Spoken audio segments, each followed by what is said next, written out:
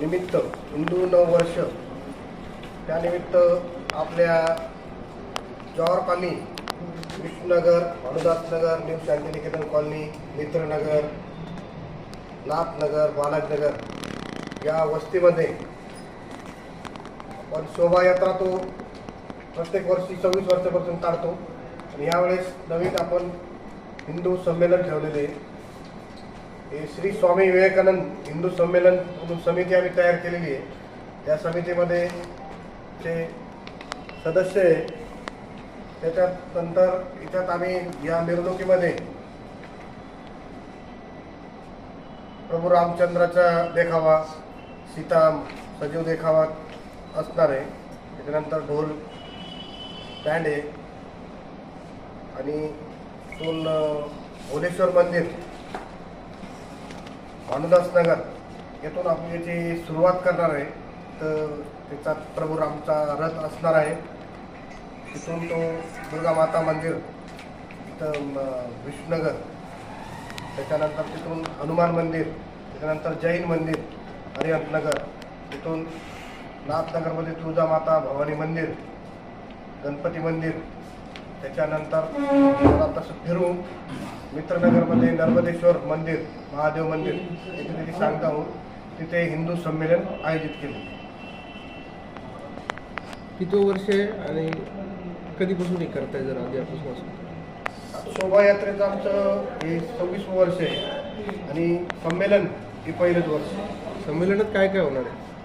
संमेलनामध्ये 2 जणांचे आम्ही व्याख्याते हे हरिभक्त पारायण भागवताचार्य अतुल महाराज आदमाने नेवासा यांचं व श्री रुपेश बंगाळे यांचं दोघांचं व्याख्यान झालं। पहिलंच वर्ष आहे काय?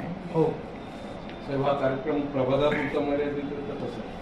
नाही हे वस्तीत टाईप आहे, प्रभागाचं नाही आहे, वस्तीशा। कारण की गुढीपाडव्यानिमित्त शहरात एक मोठी शोभायात्रा आहे। हो, मग आपण त्यामध्ये सहभागी करायचं। आपणच हिंदू पण म्हणायचं आणि हिंदू हिंदू मध्ये नाही, इकडल्या परिसरातील जे लोक आहेत त्यांचं तिकडे जाणं होत नाही म्हणून आपण गेल्या 26 वर्षापासून इथून शोभायात्रा काढायची सुरुवात केली। कसा मार्ग राहील शोभायात्रेचा? कसं शोभायात्रेचं भानुदासनगरमध्ये भोलेश्वर महादेव मंदिर, विष्णुनगरमधलं दुर्गा माता मंदिर, हनुमान मंदिर, मधलं जैन मंदिर, नाथनगरमधले मंदिर, महारुद्र हनुमान मंदिर, गणपती मंदिर, तुळजा माता मंदिर, नाथनगरमधून तसंच लिमईवाडीमध्ये नर्मदेश्वर महादेव मंदिर आहे, तिथे त्याची सांगता होता। विशेष उपस्थिती राहील। आदमाने महाराज आहेत त्यांची तिथं बघते। हो, अजून यांच्या व्यतिरिक्त ह्या दोघांच्या व्यतिरिक्त आम्ही याच्यात संत पूजन, संत महात्मे ना त्यांना बोलवलेले। किती संत महात्मे उपस्थित राहतील? आता आम्ही निरोप्तर म्हणजे इथे प्रजापिता ब्रह्मकुमारीच्या शिलादिदी त्यांना निरोप दिलेला आहे, जैन समाजाचे दिलेले आहे, भंतेजींना दिलेले आहे। अपेक्षित आम्हाला 10-12 आम्ही संतांना बोलवलेले, तर जे वेळेवर येतील हिंदू समाज म्हणून सगळे कार्यक्रम करता भंतीजी येतील असं वाटतं?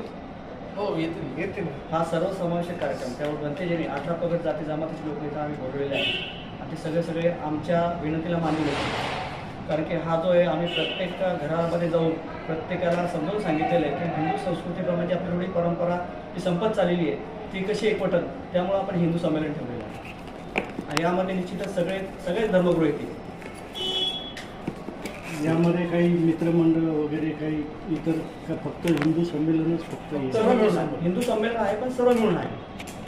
म्हणजे हिंदू समाजाचे निगडीत जे आहे शाखा, संघटन, संस्था, भजनी मंडळ सगळे मिळून करता येतात आणि हा पहिला कार्यक्रम आहे।